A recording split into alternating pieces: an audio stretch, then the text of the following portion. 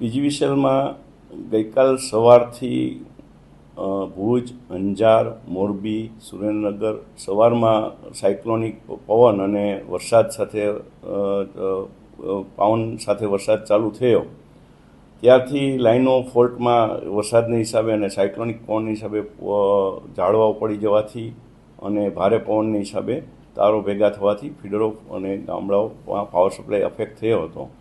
અને ત્યાર પછી બપોર પછી રાજકોટ સિટી, રાજકોટ જિલ્લામાં અમરેલી, ભાવનગર, બોટાદ ત્યાં પણ આ જ પ્રમાણે ભારે પવન અને વરસાદથી અમારી લાઈનોને પાવર સપ્લાયને નુકસાન થયું હતું.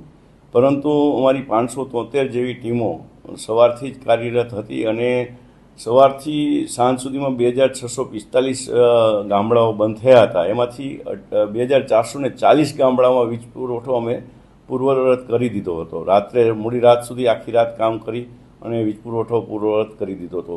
હાલમાં પણ અત્યારે પણ સવારથી, કારણ કે રાત્રે થાંભલાનું રિસ્ટોરેશન કરવું શક્ય હોય એટલે સવારથી જ્યાં જ્યાં થાંભલાઓ પડી ગયેલા છે અને એની હિસાબે ગામડાઓ હજી પણ બંધ છે એ અમે બપોરના 12 સુધીમાં વીજ પુરવઠો તમામ ગામડામાં શક્યતા પૂર્વવત કરી દે એવા અમારા પ્રયત્નો છે.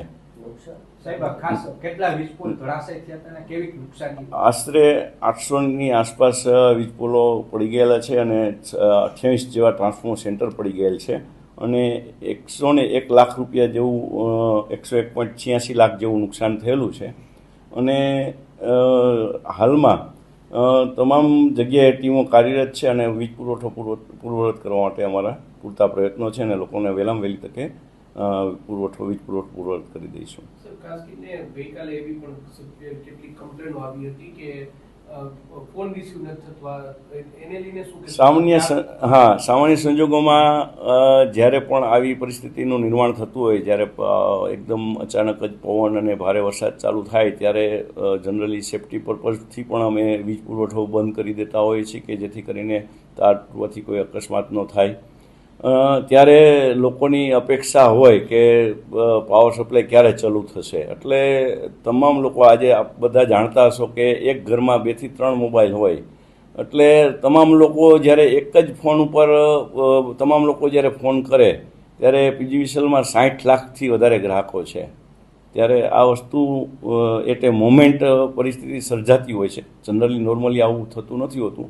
તો અમે પણ એવા પ્રયત્નો કરીએ છીએ કે લોકોને મેસેજથી અને જાણકારી મળે એવા પણ અમારા ટેકનોક્રેટ પ્રયત્નો અમારા ચાલુ છે કે જેથી કરીને આ લોકોની જાણકારી મળી જાય કે મારો પાવર સપ્લાય ક્યારે ચાલુ થશે તો એટલા ફોન ઓછા આવે એવા પણ અમારા પ્રયત્નો આજની તકે પણ ચાલુ જ છે. સર, રિસીવર નીચે મૂકી દેવાના જે વિવાદિત ઘટનાઓ કોઠારીયામાં પણ ઘટી, આગામી દિવસોમાં ક્યારે પણ બન્યું હોય કે ના બને તે માટે શું થવું છે? રિસીવર નીચે મૂકી દેવાની ફરિયાદ.